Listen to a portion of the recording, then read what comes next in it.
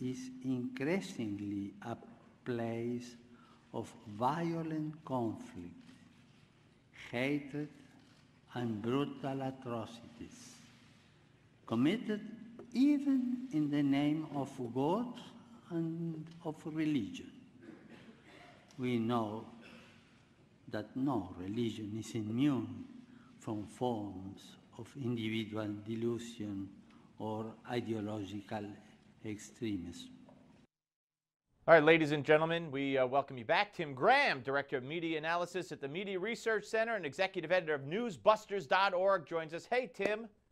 Hello. Great to talk to you. Okay, we got a lot to get to here, and I want to start with a piece that you wrote where the title was Pope Francis just echoed Obama's get off your high horse remarks, and that's very interesting, great pickup, because there's the Pope. As Christians are being slaughtered all over the world, I don't understand why the Pope didn't come before Congress and say, we need to do more. You're the superpower of the world. I know I don't like weapons, but we need to protect Christians. Instead, he said what Obama said at the prayer breakfast in February, basically.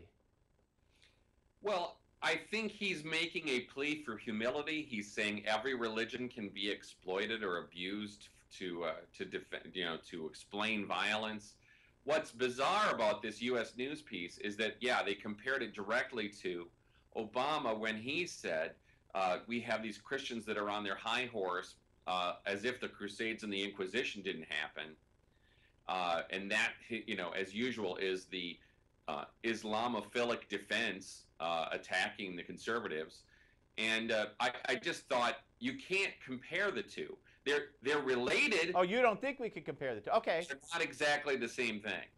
Okay, yeah, well, they're not exactly the same thing. No, I mean, he didn't trash Christianity the way Obama did, and I guess that's your point. Yeah, absolutely. No, and Obama... But you're right that there was a lot of conservatives who heard these words yesterday and thought, wow, this could be so much stronger. Yeah. Wow, you could be so much stronger on Planned Parenthood. Wow, you could be so much stronger on yes, the way that Christians are being persecuted in Muslim countries. I don't think the Pope has been weak on that.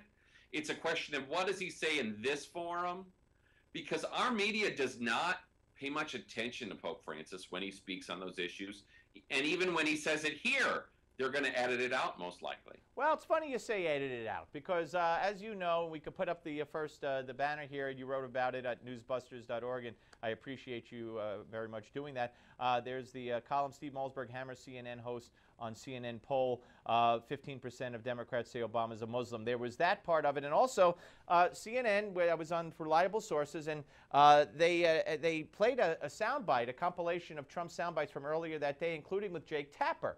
When he was on with Jake Tapper, Trump went out of his way to say radical Muslims. He said it a couple of times, but when they played the highlight of it on reliable sources as a lead into my segment, they just said Muslims. They edited out the part where he said radical Muslims. And it's like, here we go again. We had that with MSNBC where they did it time after time after time.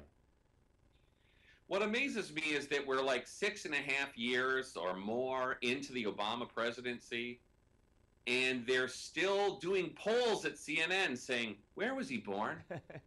What religion is he? The point is CNN's basically saying, how terrible are we at reporting who this man is? But what they're really trying to do is say, in this era of Trump, the Republican Party is dominated by people who lie about Obama. I mean, that's the storyline they want. You pointed out something that you had to dig into the poll to get. And that is they want to just isolate the segment where how many Republicans, how many Trump fans think he is a Muslim. Well, yeah, 15% of Democrats said he's a Muslim. They weren't going to report that part. Right, and if you total how many believe he's a Muslim and how many don't know what he is, then that's almost half the poll. I think the accurate answer is no religion. I honestly think from looking at his record, his upbringing, he's been very clear that his parents were atheists.